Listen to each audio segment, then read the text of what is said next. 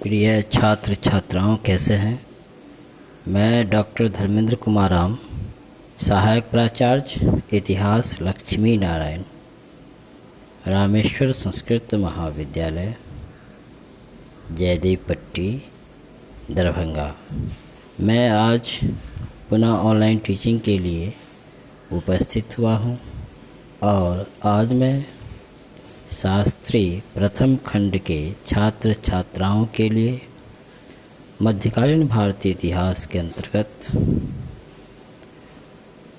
शेरशाह, जो एक अफ़गान शासक और मध्यकालीन भारतीय इतिहास के महानतम शासकों में से एक शासक माना जाता है, उसके संदर्भ में हम लोग चर्चा करेंगे कि शेरशाह सूरी मध्यकालीन भारत के इतिहास में कैसे एक महान शासक के रूप में अपने को प्रतिस्थापित किया, उस पर आज हम लोग चर्चा करेंगे।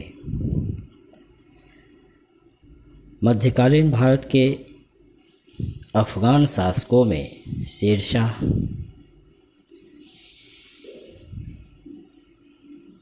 एक सर्वप्रमुख शासक था, जिसका शासनकाल 1540 से 1545 ईस्वी तक माना जाता है।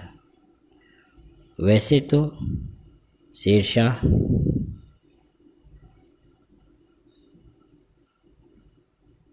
काफ़ी कम समय में शासन किया, लेकिन इतने अल्प समय में शासन करने के बावजूद भी वे एक महान शासक मध्यकालीन भारत के इतिहास में अपने को प्रतिस्थापित किया। शेरशाह सूरी को अकबर जैसे महानतम शासक का पथ प्रदर्शक या अग्रणी माना जाता है। अतः निश्चित रूप से वह मध्ययुगीन मध्यकालीन भारत का एक महान शासक था। शेरशाह की महानता का मूल्यांकन उसके जीवन परिचय, द्वितीय अफ़गान राज्य के संस्थापक और प्रशासक के रूप में तथा शेरशाह द्वारा लोकहित, जनहित, जन कल्याण के क्षेत्र में किए गए कार्यों के आधार पर उसकी महानता को प्रतिस्थापित किया जा सकता है। शेरशाह बचपन से ही जीवट प्रकृति का था। यही कारण है कि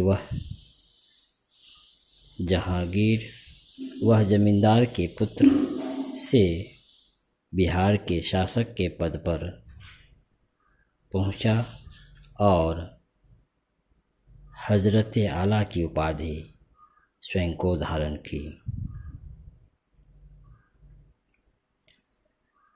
शेरशाह सूरी ने 1529 से 1540 के बीच संघर्ष के समय में उसने असीम धैर्य और लगन के साथ सफलता प्राप्त करता हुआ दिल्ली का शासक बना।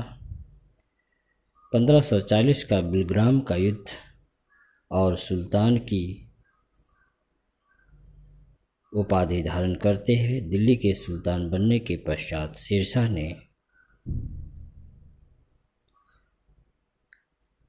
खक्कर प्रदेश, मालवा, रायसेन, मुल्तान, बंगाल को फिर से विजय किया।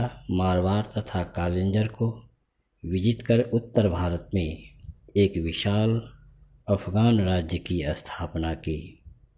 इस प्रकार शेरशाह का साम्राज्य उत्तर में हिमालय पर्वत से लेकर दक्षिण में विंध्य पर्वत तथा पूर्व में बंगाल से लेकर पश्चिम में खक्कर प्रदेश तक विस्तृत था। शेरशाह न केवल एक विशाल साम्राज्य का निर्माण किया, बल्कि उसने प्रशासनिक सुधार का भी कार्य किया।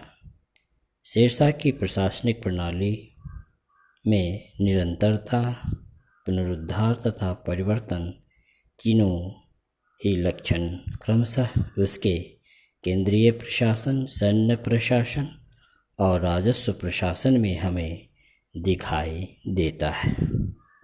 तो बच्चों, आज हम लोग मध्यकालीन भारतीय इतिहास के महानतम शासकों में शेरशाह की महानता के संदर्भ में प्रारंभिक जानकारी हम लोग प्राप्त किए।